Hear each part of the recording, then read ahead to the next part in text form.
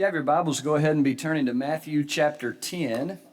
Matthew 10 is where we'll focus our attention for a few minutes this morning. We've concluded our study of the New Testament, going book by book. Over the last couple of weeks, we spent some time in Revelation. We could have, I guess, spent the rest of the year if we wanted to in that book, but I think that we have, in some way or another, broadly covered the New Testament book by book. In some way or another, I guess, given the thrust of each book that helps us focus our thoughts around what's happening, what each author is discussing, and hopefully then how those things tie into the big picture, which is where we plan to go, I guess, for the next couple of weeks. What is a message, or what are lessons maybe that we could take from our study of both the Old Testament and the New Testament as a whole? What are things that we can take with us as we go? As I sat down to start to try to think of lessons, maybe how we could tie those things together, there were a couple of things that I didn't want to be lost on us.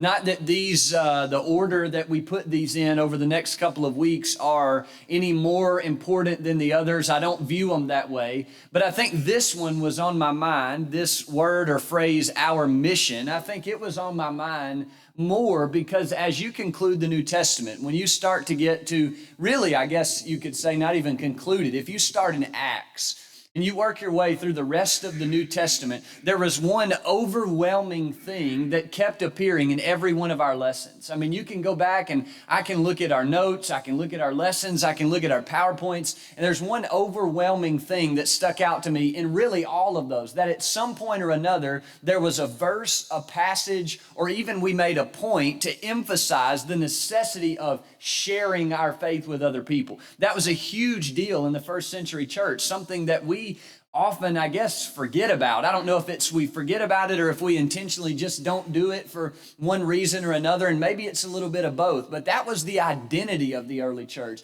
that in the best of times, it was because they were sharing Jesus, and in the worst of the times, it was probably because they were sharing Jesus, or they were still doing that, even in the middle of all of those difficulties. And so I thought as we think about those things, especially the way we concluded Revelation with this great invitation for anyone and everyone to come to Jesus, it might be good for us to revisit our mission for a few weeks together. I think Matthew 10 is a good place for us to camp out for a couple of weeks and notice these sections in Matthew 10 that give us some sort of glimpse into what our mission looks like if we follow Jesus.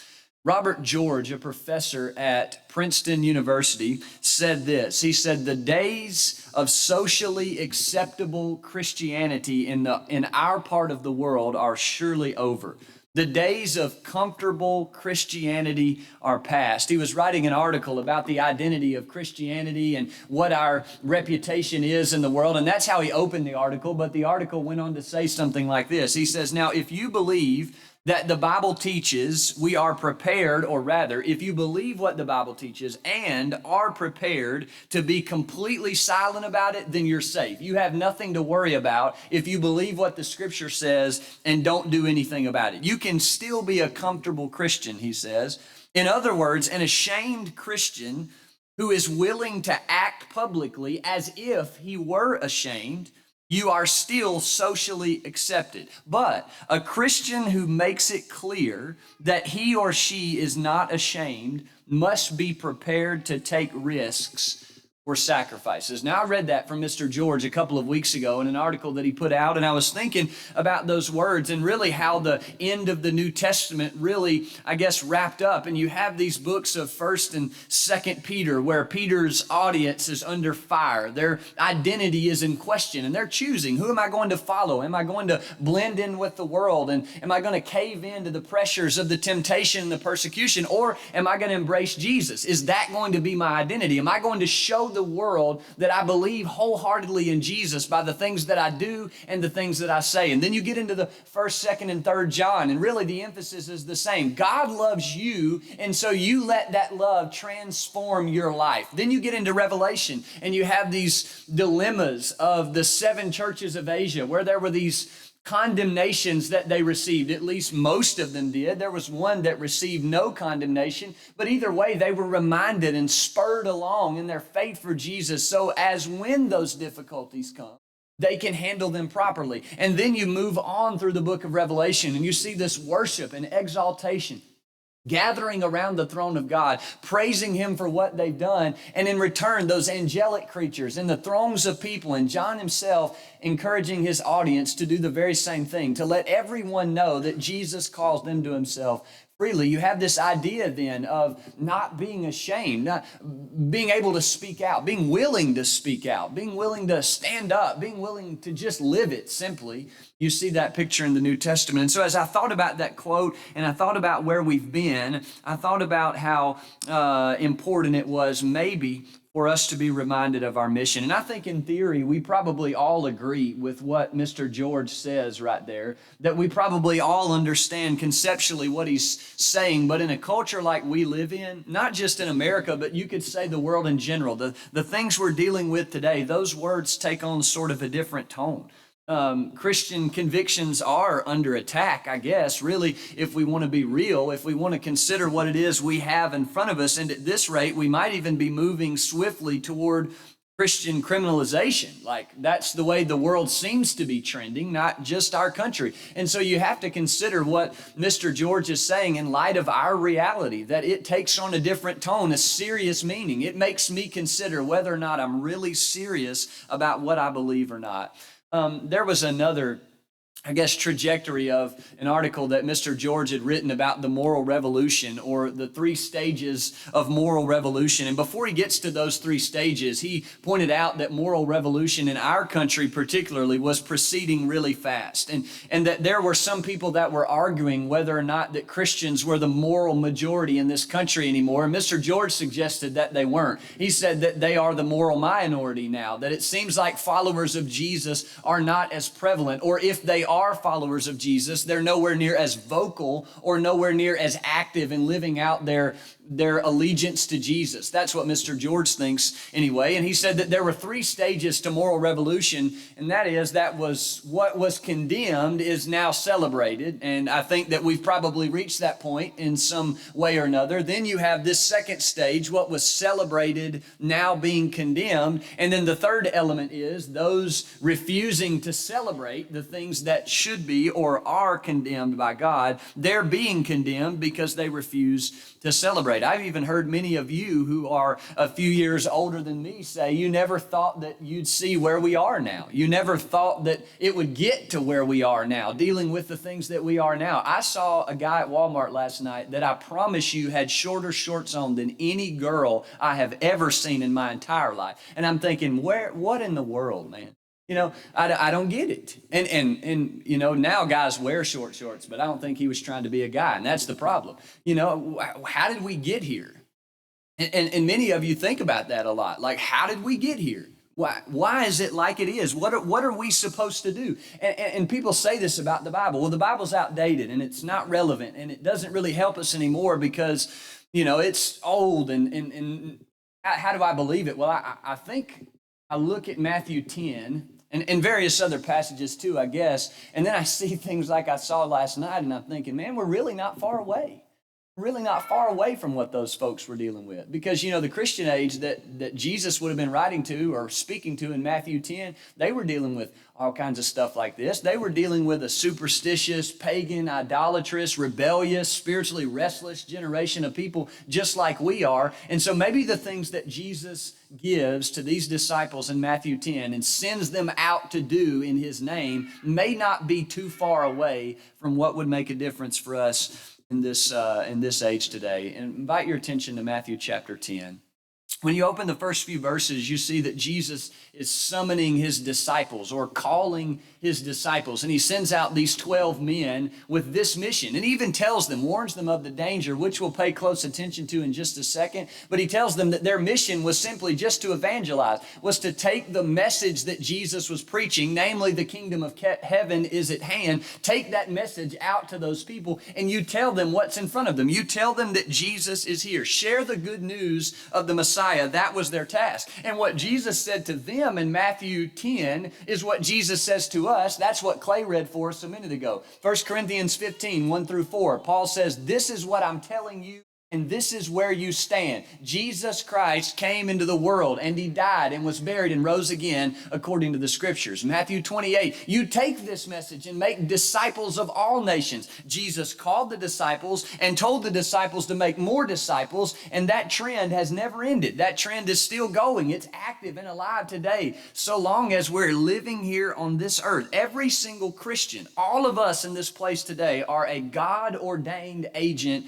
of sharing the message of Jesus. That we don't have to go to school for that. We don't have to have a degree for that. That we are God ordained the second we are born again to be people that share the message of Jesus Christ. And when our hearts are filled with Jesus like they should be when we obey him, sharing others or sharing Jesus with others is as inevitable as it is contagious. It's just something that we do. It's something that oozes out of us because of who we are.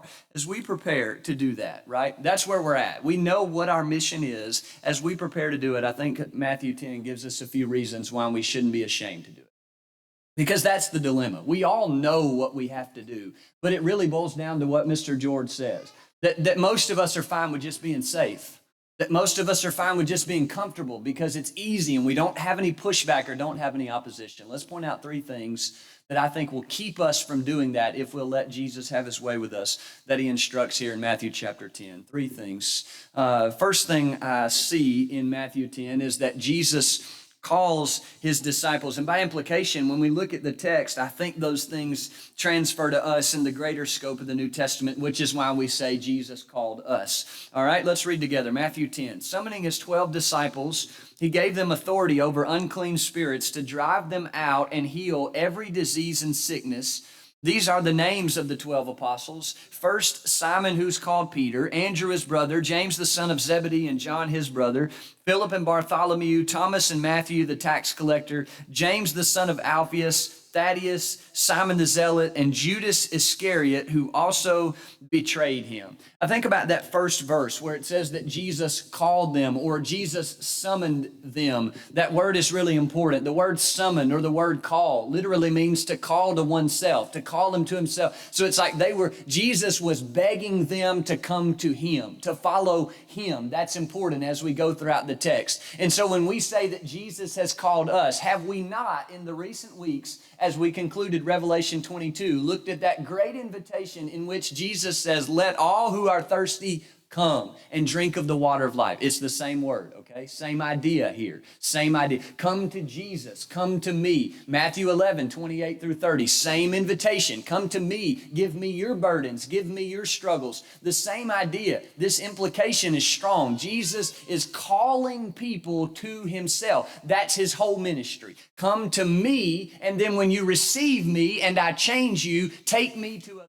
That's the idea, okay? So when we look at Matthew chapter 10, 1 through 4, the first thing we have to emphasize that I think gives us reason not to be ashamed is because Christ has called us, that he has summoned us to him. Now, I guess before we do that, let's think about some of these names on the list. I wish we could spend time talking about all of them and maybe even peel back the layers of how they responded when they came to Jesus and the layers of their ministry as they took Jesus into the world, but I don't have time to do that. But I will recommend a book that you can pick up. It's not very expensive on Amazon if you would like to or are interested in it. It's a book called 12 Ordinary Men. John MacArthur writes it. Got a copy back there. You're welcome to borrow it. It's one of the best books I've ever read about these guys. And basically the stance that he takes or the angle that he approaches discussing these men from is that he plays on the fact that they are ordinary men. That title, the title of his book, has some extreme insight into what Jesus did when he chose Peter, Andrew, James, John, Matthew, and all of those other men. That they literally were just ordinary men. They were average people. They weren't the high elite from Jerusalem. They weren't highly educated. They were mostly from Galilee, blue-collar people. They were just average people. They didn't have high offices. They didn't have a whole lot of money. I mean, these were just normal guys. They knew a lot about long hours and hard work. And I think Jesus was specific in choosing people like that God had an intention of choosing people just like that. I mean, you think about the examples that are given. You have James and John, who were elsewhere called the sons of thunder. They were a little impetuous. They sometimes made some decisions. Peter was a lot like that too. He rebelled or denied Jesus. Then you have Thomas, who was known for being Doubting Thomas. I don't think that's as bad as we make it out to be, but he's still known that way because he doubted Jesus. Simon the Zealot was a revolutionary. He was always causing problems, really. That was sort of his nature by trade. Judas, well, we don't have to talk about him very much. We know what he did. These are ordinary men. They're not these massive big figures that had everything figured out. They weren't rich. They weren't highly educated. They were just normal blue-collar people. And I think that Jesus chose them, or at least God did, for a specific reason, to point out to you and I that every one of these Bible characters had serious flaws. Not just these 12, but every person that God uses from Genesis to Revelation, save one, had serious flaws. That he only had flawed people to work with. That he only had imperfect people at his disposal from beginning to end. That all men who have ever walked the earth and ever will have serious weakness, aside from one, right? Jesus was the only exception to that rule, that every person aside from him had serious weaknesses. And in heaven, though, I guess all of us will be perfected by the grace of God. But while we're here, that's just our reality, that we have serious issues and serious flaws. And I'm encouraged by that. When I read that Jesus called those people, it makes me feel so much more confident that he can use me. And maybe that's the way we get out of evangelism or get out of sharing Jesus, because it's like, well, I'm not qualified. You know the scary thing about this call in Matthew 10, 1 through 4? When you look at those guys and see that they're ordinary men, there's an encouraging thing and there's a scary thing. The encouraging thing is that Jesus wants all of us to come to himself. The scary thing is that he called imperfect people, which means all of us qualify. Every one of us qualify. We can all go to Jesus. We can all give ourselves to him, and he'll take us just like we are. And he'll change us and make us into something new. That encourages me in Matthew 10, 1 through 4. But let's look at the call, right? What were they called to do?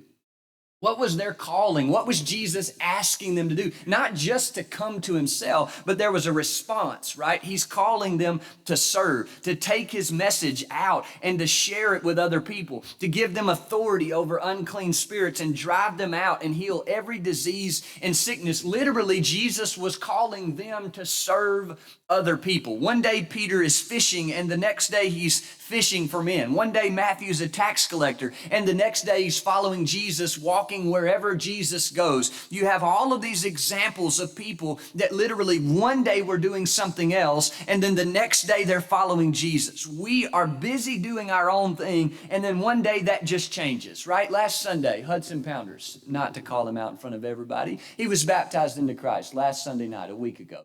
Awesome day, right? But Sunday morning, Hudson was busy doing his own thing. But then by the end of the day, he's not. He's following Jesus. See how that works? We do it all the time. That one day, this is how we are. Jesus calls us to himself. We make a change. Jesus makes a change in us. And then we're different. Nothing's ever the same. That's what happened for these guys. That's encouraging and frightening. It encourages me, again, that Jesus calls me, that says, hey, I want to use you. I want you. But the scary thing is that means we all qualify. And the hardest part about it is when Christ calls, we have to go. I mean, we have to. We don't know what tomorrow brings. We don't know what's around every corner. Someone said to me one time, they said, Ty, faith isn't believing in spite of evidence, but obeying in spite of consequence. And I've never forgotten that. Faith isn't believing in spite of evidence, but obeying in spite of consequence. Here's number 2. We've been equipped. Not just does Jesus say, I want you, not did he just look at these 12 ordinary men and say, it's you. You're the ones that I want. You're the ones that I need. There's a song, right? You're the one. Anyway, you're the one I want to use. Side note there. Mine wandered a little bit. Those are the people that Jesus wanted, and he calls them to himself to have a relationship with him, but also carry out his message. I mean, take the message of Jesus to the world. So here you have that, but then you get to this point, because all of us probably are fine right there. We all are called to Jesus. We all fit the bill. We're all okay with being called to Jesus, but what now? What now? How am I going to do that? What do I have at my disposal that allows me to do that? Look at chapter 10 and verse number 5. Jesus sent the 12 out after giving them instructions. I have that phrase underlined in my Bible. after giving them instructions. Jesus didn't say, hey, just come to me and figure it out on your own. Hey, just come to me and then you're off on your own and you just wing your way and we'll hope we meet up when we get to the end of life. No, here's what I want you to do. Isn't that the whole scripture? I mean, isn't that the whole New Testament in a nutshell? Jesus says, come to me and I'll tell you what to do. Here it is. Don't take the road that leads to Galilee. That's something that causes your antenna to go up a little bit. Don't take the roads that leads to Galilee, and don't go to the Samaritan towns. Instead, go to the lost sheep of the house of Israel. As you go, proclaim the kingdom of heaven is at hand. Heal the sick, raise the dead, cleanse those with leprosy, drive out demons. Freely you've received, freely give. Verse 9, don't acquire gold, silver, copper for your money belts. Don't take a traveling bag for the road or an extra shirt, sandals, or a staff, for the worker is worthy of his food. Let's pause right there and think about Jesus equipping his disciples as he equips us. Right off the bat, you run into an unusual phrase, or at least I think so, as you look at verse number 5, where Jesus starts his instructions to them by saying, don't go to the Gentiles, or don't go to the Samaritan towns. That kind of makes you wonder why Jesus would tell his disciples, I want you to tell everyone the kingdom of heaven is at hand. Heal the sick, cast out the demons, serve the people in need, but don't do it for the Gentiles and don't do it in the Samaritan town. Now, my understanding of that phrase, this is my personal thought and opinion, is that Jesus was only sending out 12 men at this time. And so there's no way they could have ministered to that volume of people. And so maybe Jesus just wanted them to focus on what they were familiar with at first, their own personal world, the people that are around them. In our terms, maybe it would be us focusing on our family before we go out and try to convert our workplace, right? Focusing on our family, the people that are close to us, the people that we have a relationship with or a sphere of influence, before we go and just try to reach out to somebody else. Maybe that's why Jesus said it. Don't go to the Gentiles and the Samaritan towns. Go to your family first. There's only 12 of you. Don't try so big. Sometimes we do that. We set goals that are too big for us and then we fail, right? Something small, something we can handle. Maybe that's what Jesus is doing. He can't send them everywhere, so he's sending them among their own people. Later, he'll expand that call, right? Acts 1 and verse number 8, after the church had been multiplied by thousands, right? Or at least they had been growing after they're following Jesus. This is before Pentecost, but he tells them that after the church grows by thousands, you will be my witnesses in Judea and Samaria, even to the uttermost parts of the earth. Acts 1 and verse 8. So here you are at Matthew 10, 5 through 10. Jesus says, here you are 12, go to your families, go to your home, go to the people that you know.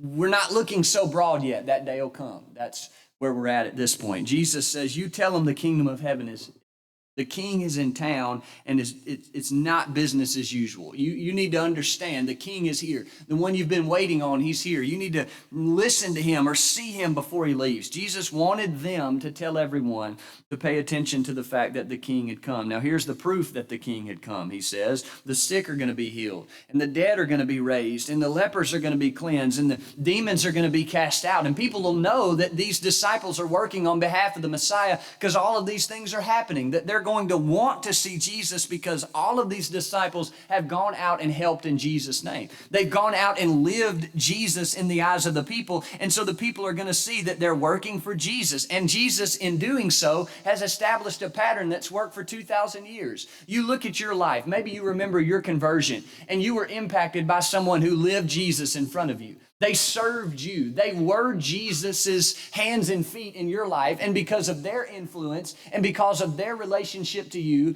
and because of their relationship to Jesus, it impacted you and your decision to now obey Jesus because they modeled him in front of you. That's what's happening in Matthew 10. He's sending the disciples out to serve other people, to model Jesus so that other people will want to know Jesus because of what they're doing. And Jesus knows that. Jesus sends them out with that intention. And wherever the gospel has gone for 2,000 years, it has changed life and lifted burdens. Followers of Jesus have continued that model, and it still works today. I love the verse in verse 8, Matthew 10 and verse 8, where Jesus says, freely you have received, freely you give. If the gospel is free, we ought to be giving it away, right? We ought to give it away to anybody who will take it. Anybody who doesn't know they need it, we're giving it away. That's what we talked about last week. Killer deals. We tell everybody about those good deals that we find. What about the gospel? It's a killer deal. It's free. Why not give it away, right? That's what Jesus said. You've received this freely. Why not give it out freely? I don't remember where I read this, so I can't give credit. I don't know who to give credit to, but I remember them saying something like this. The Christian life can be summarized in 6 words: from God, to us, to others. You want to summarize the New Testament in 6 words? That's it. From God, to us, to others. And I like that. It simplifies the message. What starts with God comes down in a flow, a stream, an overwhelming abundance of grace and mercy and love. We didn't earn it. We didn't deserve it. It literally is a gift. Jesus asked the disciples to consider something. Have you been forgiven? Have you been forgiven? And the disciples would say, yes, we've been forgiven, just like you would if you're a Christian. You would say, yes, I've been forgiven. Jesus would say, then forgive. Have you been given mercy? And the disciples would say, yes, we've been given mercy. Like we all would say, yes, we've been given mercy. And Jesus would say, give mercy then. Have you been blessed? Jesus would ask. And the disciples would say, yes, we've been blessed. And we would all echo, yes, we've been blessed. And Jesus would say, well, then bless other people. Matthew 10, 5 through 10, this is it in a nutshell. You want to know how you cannot be ashamed? You want to know why you cannot be ashamed? You want to know how you've been equipped to not be ashamed? Jesus says, take what God has given you and give it to somebody else. That's as simple as it can get.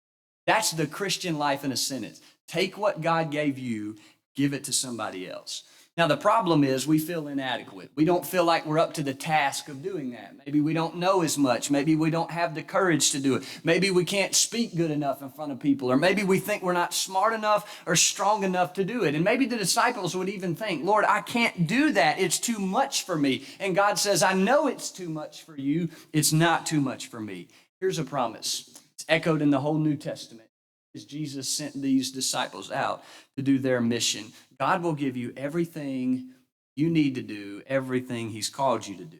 When God calls, God equips. Here's this number 3. Think about this preparation that God's done on our behalf to work us toward sharing His message, right? Look at verse number 11. When you enter any town or village, find out who is worthy and stay there until you leave. Greet a household when you enter it, and if the household is worthy, let your peace be on it. But if it's unworthy, let your peace return to you. Verse 14, if anyone does not welcome you or listen to your words, shake the dust off your feet when you leave that house or town. Truly, I tell you, it will be more tolerable on the day of judgment for the land of Sodom and Gomorrah than for that town. At first, some of those verses, maybe verses 14 and 15 make sense to us, but maybe 11, 12, and 13 are a little bit obscure. You know, you go into a house, you greet the house, and then if they don't give you peace, then you take your peace back, and you're like, man, what does that mean? How does that fit into the big picture? We don't necessarily understand the concept of giving someone our peace and then taking it back, or maybe we do. We treat people like that sometimes. We'll give them our love, and then when they don't like it or use it right, we'll just take it back, or we might forgive them for a time until they make us mad, and then we take it back. So maybe we do understand the concept more than we give ourselves credit to, but the Jews, to them who was receiving the words that Matthew was recording that Jesus was speaking, it was practical advice. They knew exactly what Jesus was saying. And they were based on 2 realities that are still true even in this place. Number 1, you never know how people are going to respond to you. That's what Jesus is saying in essence. You never know how people are going to respond. Okay? And so sometimes we don't take the gospel. We don't share Jesus. We won't talk about Jesus at all because in our mind, we've already made up our mind that they're not going to respond positively, that they're going to say no, that they're not going to listen. Reality number 1 from Matthew 10, 11 through 13, you never know how people are going to respond. Here's reality number 2. We respond to others as they respond to us. Some people express interest the gospel, and then we just don't do anything about it.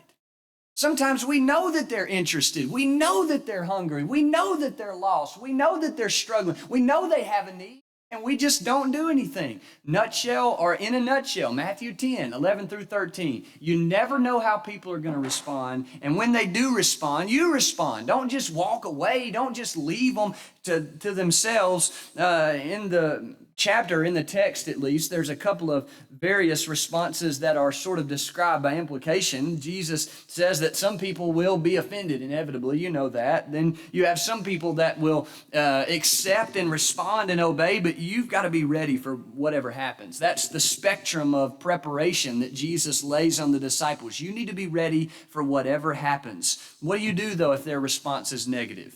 Oh, Jesus offers this advice in verse 14. Shake the dust off your feet when you leave that town or you leave that house. I thought that was really interesting, and noticed how many times in the New Testament that phrase is actually mentioned, or some variation of it. There were several times where in passing you would read that the disciples shook the dust off their feet and moved on, or that they packed up and left, essentially. And I didn't realize how often the disciples or even followers of Jesus would use that mentality until I started to look, but I thought that was pretty cool, that they took Jesus's advice practically and said, you know what, when they respond negatively, I'm not going to just get bogged down in it. I'm not going to get too beat up over it. I'm going to move on and find somebody who does want to listen. It's a hard saying, and it's a hard concept, because I don't want to just not talk to those people. I don't want to just move on. It's not that easy, but it's actually a freeing statement too, that I don't have to stay somewhere ever. It takes a lot of wisdom and it takes a lot of prayer before you shake the dust off your feet.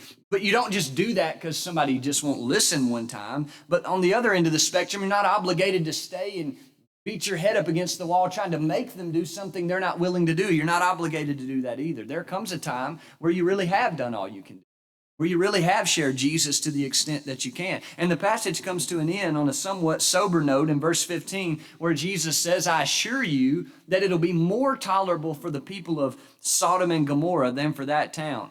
And I think about how sobering that thought is, because you know how wicked Sodom and Gomorrah was. You remember the story surrounding them, that they were totally and utterly destroyed by God because of all of their wickedness. Fire and sulfur rained down on Sodom and Gomorrah, completely and utterly wiping them out. Think about some truths maybe that you learn from that story of Sodom and Gomorrah, even how Jesus relates it to these people that are rejecting Jesus. He says, light received, it leads to more light. The people that obey Jesus and accept Jesus and embrace him, it just opens their life to so much more. But the people that reject him, it only leads to more darkness. I think what I take away from those verses, 11 through 15, is this, that Jesus prepared the disciples for what they were going to encounter. It's not like he just said, you know what, I'm giving you the call, the instruction. Go share the kingdom. Okay, Jesus, how do we do that? Well, I'm going to tell you, this is how you do it. You go serve. You go model me. You go do exactly what I do and say exactly what I say. Okay, Jesus, how do we do that? You need to know, Jesus would say, you need to know that there's going to be some things that you're going to encounter. And I'm glad Jesus told them that on the front end, so that they were prepared to handle it beforehand rather than having to decide. Maybe that's the problem. Maybe that's the problem with all of us. I'm almost done, I promise. Maybe that's the problem with all of us, though. Maybe the problem is that we're so reactionary that we're not prepared beforehand, really not just in the realm of sharing Jesus, but in our own lives living it, that we're not prepared beforehand. And so when those times of crisis do come, when those opportunities do come, we fail because we acted. We're not prepared. We haven't taken serious the admonitions and the warnings and the guidance that Jesus and the New Testament writers gave us long beforehand, that if we were prepared like we were supposed to be, then the opposition that we encounter and the struggles that we face, they wouldn't derail our faith so easily. If we take Jesus as seriously as we should, then we won't be surprised at the road before us. The marching orders, the mission that Jesus gave in Matthew 10 are the same as they were in the beginning. Don't be ashamed to take the gospel to anybody. Don't be ashamed to share the gospel. Don't be ashamed to live the gospel. Stand up for Jesus, we often sing. This morning we're on a mission. Some people that we mission or minister to, they'll listen. They'll receive it. Some people they won't. Some people won't listen at all. If they don't, then shake your dust off your feet and move on. Find somebody who will. Find someone to share Jesus with. The harvest, it remains plentiful around the world. As hard as it is, and maybe it looks like the devil's winning, and maybe it looks like the Christians are in the minority, but there are people that want Jesus. And if it looks so dark around us, just remember the darker the night, the brighter the light of Jesus will shine. That's just the reality, that you and I have a responsibility, a God-ordained responsibility to share Jesus with the world. We have a mission. Don't be afraid. We were made for days like this.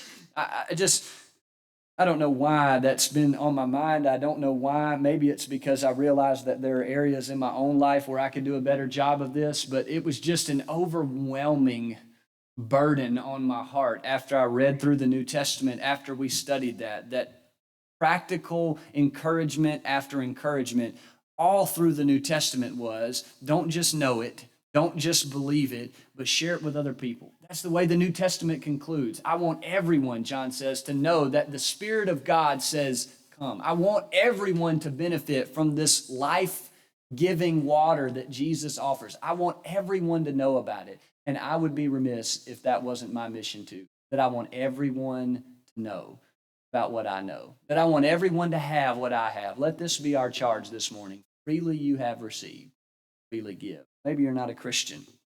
That free gift of salvation, it's there for you to take this morning. It's there for you to embrace. It's there for you to accept. It's there for you to revel in and bask in the glow of the glory of that gift if you'll obey the gospel of Jesus Christ. If you'll submit to him in obedient faith, you're baptized into his blood and raised again to have a new life. That too can be your reality. Freely you receive, and now you can give. That you can change the lives of other people because they'll know what you know. Or maybe you are a Christian, and like me, you feel some sort of guilt. Maybe you feel some sort of shame, or maybe some sort of just disappointment in how little we often take seriously the mission that was set forth in the New Testament. And it's not a dissertation. It's not I have to defend the existence of God. It's just, can I take what God's given to me and give it to somebody else? Can we do that? Can we do a good job of it? Can we give our all to it, to helping others know people what we know about Jesus? If we can help you in any way, we beg you to come while we stand together and while we sing.